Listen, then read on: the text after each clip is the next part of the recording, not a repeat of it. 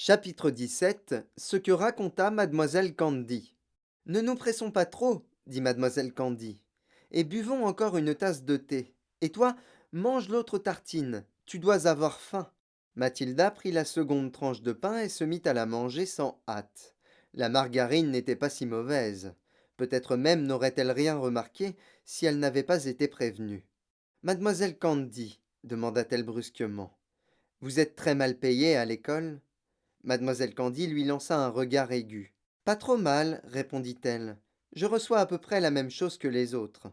Mais ça doit tout de même être très peu pour que vous soyez aussi pauvre, dit Mathilda. Tous les autres professeurs vivent aussi comme ça, sans meubles, sans fourneau, ni salle de bain?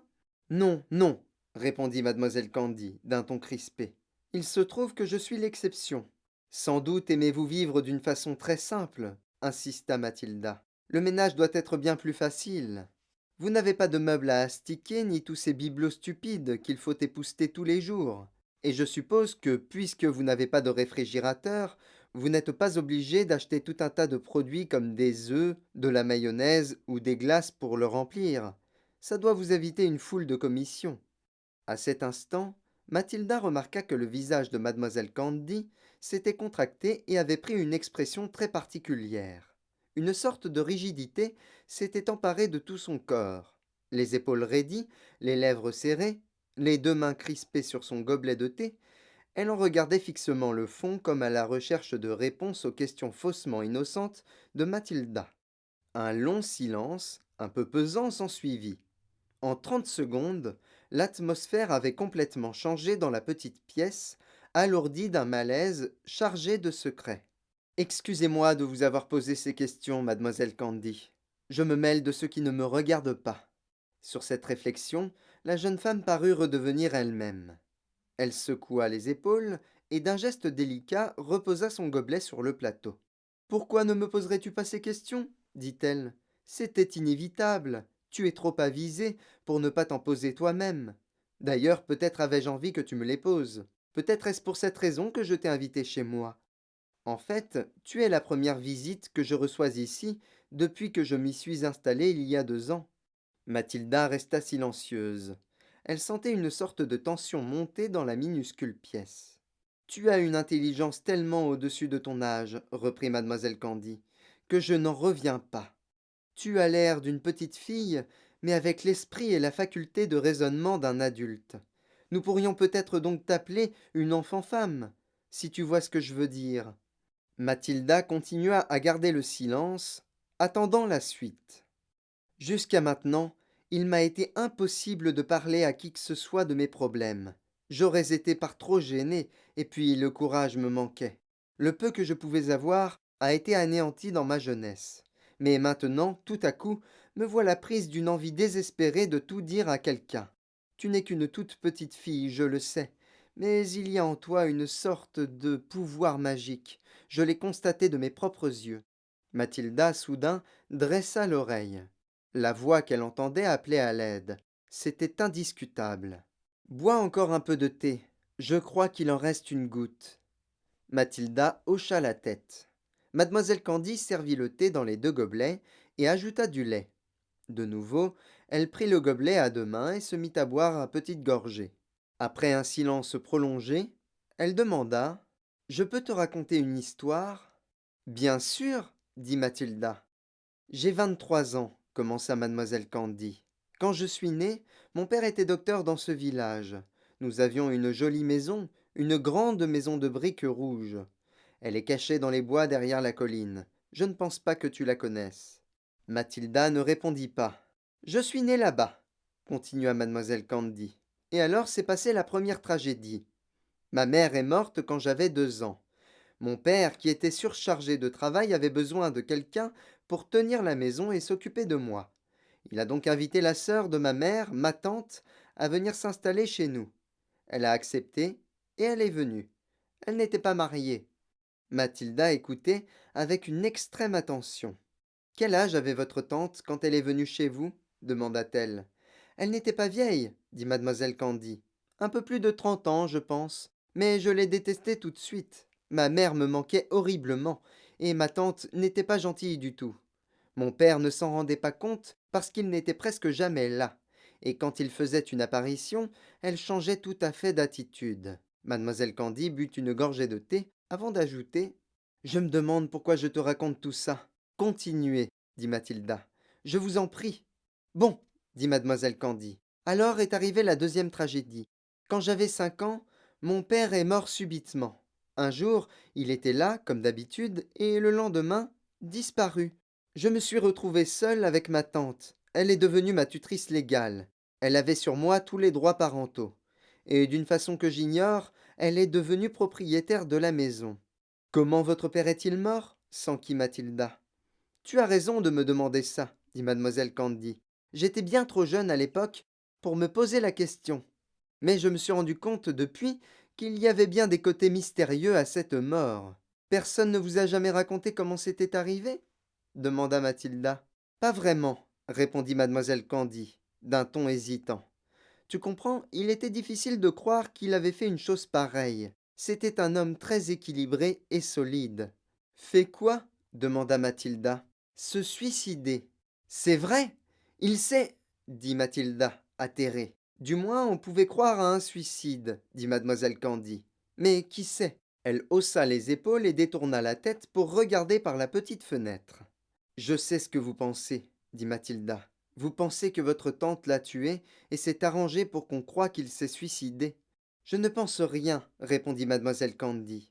Il ne faut jamais avoir des pensées comme celle-là sans preuve. Un long silence plana sur la petite pièce. Mathilda remarqua que les mains de mademoiselle Candy, crispées sur son gobelet, tremblaient légèrement. Qu'est-ce qui est arrivé ensuite? Demanda-t-elle. Qu'est-ce qui s'est passé quand vous vous êtes retrouvée seule avec votre tante? Elle n'a pas été gentille avec vous? Gentille? C'était un démon. Dès que mon père n'a plus été là, elle est devenue un être épouvantable. Ma vie fut un cauchemar. Qu'est-ce qu'elle vous a fait? Je ne veux pas en parler. C'est trop horrible. Mais, à la fin, j'avais tellement peur d'elle que dès qu'elle entrait dans la pièce où j'étais, je me mettais à trembler. Comprends bien que je n'avais pas un caractère aussi affirmé que le tien. J'étais très timide et effacée. Vous n'aviez pas d'autres parents? Des oncles, des tantes, une grand-mère pour venir vous voir? Pas que je sache. Ils étaient tous morts ou partis pour l'Australie. Vous avez donc grandi seul dans cette maison avec votre tante? Dit Mathilda. Mais vous avez bien dû aller à l'école. Bien sûr, dit mademoiselle Candy. Je suis allée à la même école que celle où tu es maintenant, mais j'habitais à la maison. Mademoiselle Candy se tut et regarda le fond de son gobelet vide. Je crois que ce que j'essaie de t'expliquer, reprit-elle, c'est qu'au long des années, j'ai été à tel point écrasée, dominée par cette tante monstrueuse, qu'au moindre ordre qu'elle me donnait, j'obéissais instantanément. Ce sont des choses qui arrivent, tu comprends. Et quand j'ai eu 10 ans, j'étais devenue son esclave. Je faisais le ménage, lui faisais son lit, lavais et repassais le linge, faisais la cuisine. J'ai appris à tout faire. Mais enfin, vous auriez bien pu vous plaindre à quelqu'un. À qui? Dit mademoiselle Candy. Et de toute façon, j'étais bien trop terrifiée pour me plaindre, je te le répète. J'étais son esclave. Elle vous battait? N'entrons pas dans les détails, ça n'en vaut pas la peine. Mais c'est horrible, dit Mathilda. Vous pleuriez beaucoup? Quand j'étais toute seule, oui. Je n'avais pas le droit de pleurer devant elle. Je vivais dans la peur perpétuelle. Qu'est-ce qui s'est passé quand vous avez quitté l'école? Demanda Mathilda. J'étais une brillante élève, dit mademoiselle Candy. J'aurais facilement pu entrer à l'université. Mais il n'en était pas question. Pourquoi donc, mademoiselle Candy? Parce que je devais rentrer faire mon travail à la maison. Alors comment êtes-vous devenue professeur? Il y a un centre de formation d'enseignants à Reading, dit mademoiselle Candy. Ce n'est qu'à 40 minutes d'ici en car.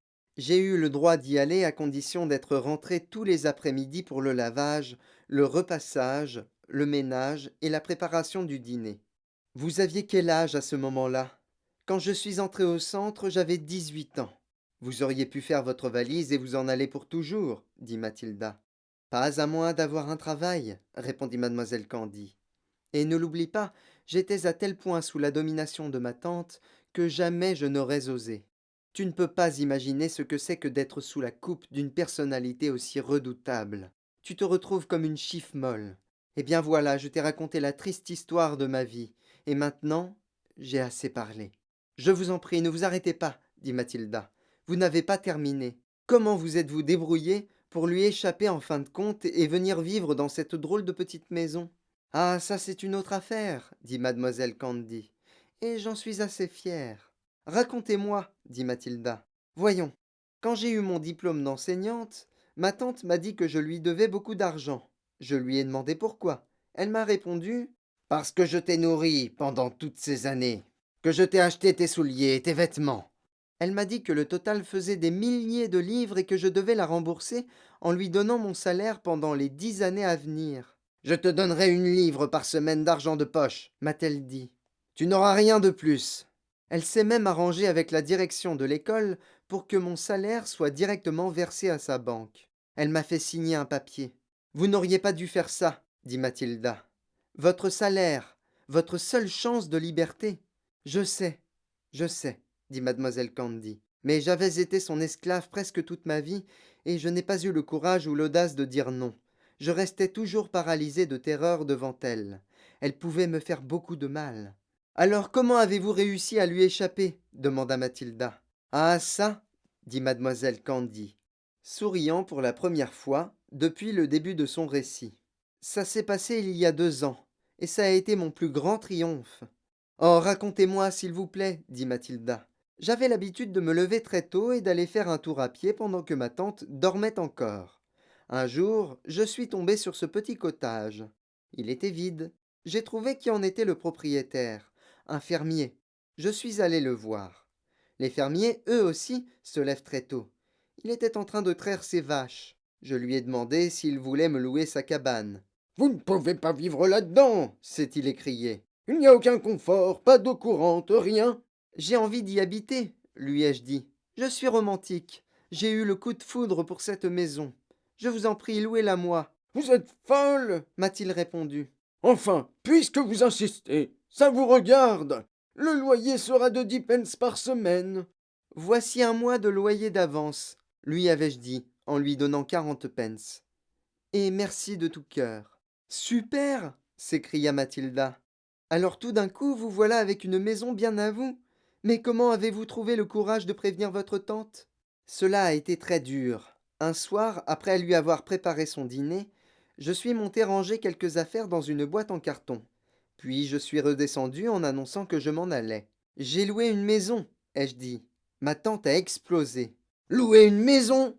A-t-elle hurlé. Comment peux-tu louer une maison quand tu n'as qu'1 livre par semaine? Je me suis débrouillé, ai-je répondu. Et comment vas-tu payer ta nourriture? Je m'arrangerai, ai-je murmuré, et je suis sorti en courant. Bravo, s'écria Mathilda. Alors vous étiez enfin libre. J'étais libre, oui, dit mademoiselle Candy, et tu ne peux pas savoir comment c'était merveilleux. Mais vous avez vraiment réussi à vivre ici avec 1 livre par semaine pendant 2 ans? Demanda Mathilda. Certainement, répondit mademoiselle Candy. Je paie 10 pence de loyer, et le reste sert à m'acheter le pétrole pour le réchaud et pour ma lampe, un peu de lait, de thé, de pain et de margarine. C'est tout ce dont j'ai besoin. Et comme je te l'ai dit, à midi à l'école, je fais un repas substantiel. Mathilda fixa sur elle de grands yeux. Quel merveilleux acte de courage de la part de mademoiselle Candy, qui soudain acquit la stature d'une héroïne dans l'esprit de Mathilda. Mais est-ce que vous n'avez pas terriblement froid l'hiver? Demanda-t-elle. J'ai un petit radiateur à pétrole. Tu serais étonnée de voir comme la maison est confortable. Vous avez un lit, mademoiselle Candy? Eh bien, pas exactement, dit mademoiselle Candy, souriant à nouveau. Mais il paraît que c'est très sain de dormir sur une surface dure. Subitement, Mathilda eut parfaitement conscience de la situation. Mademoiselle Candy avait besoin d'aide. Elle ne pouvait pas continuer à subsister ainsi indéfiniment.